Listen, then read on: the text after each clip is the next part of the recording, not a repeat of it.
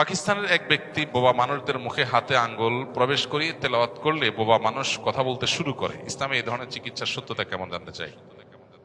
এটা তো পাকিস্তানের নাম যতটুকু জানি, এটা এক অ্যারাবিয়ান। যাই হোক, এক অ্যারাবিয়ানের ভিডিও দেখেছি। পাকিস্তানের এরকম কেউ থাকতে পারে, আমি জানি না। প্রথম কথা হলো যে আল্লাহর কালাম দ্বারা চিকিৎসা গ্রহণ করার নির্দেশনা আল্লাহ কোরআনে দিয়েছেন। আল্লাহ কোরআনকে শিফা বলেছেন, আরোগ্য লাভের কারণ বলেছেন। অতএব কোরআনকে শিফা হিসাবে আমরা গ্রহণ করতে পারি, এটা মৌলিকভাবে শরিয়া স্বীকৃত।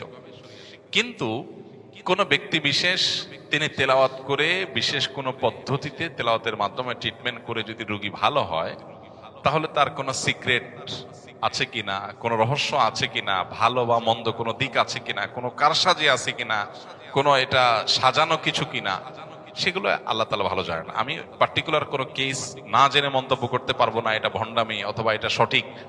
এ সম্পর্কে বিস্তারিত কারোর জানা থাকলে তিনি মন্তব্য করতে পারবেন যে এরকম কোনো কিছু হয় কিনা।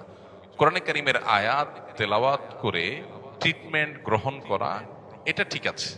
এখন কেউ কি আসলে ট্রিটমেন্ট করছেন, সেটা কি আসলে প্রপার ট্রিটমেন্ট হচ্ছে, নাকি সেটার পেছনের ভিন্ন কোনো কাহিনী আছে, এটা একমাত্র আল্লাহ তাআলা ভালো জানেন, এবং যারা ঘটনা জানেন তারা বলতে পারবেন। আমি যেহেতু পার্টিকুলার ইস্যু সম্পর্কে জানি না, এই জন্য বিষয়ে আমি ভালো বা মন্দ মন্তব্য করছি না।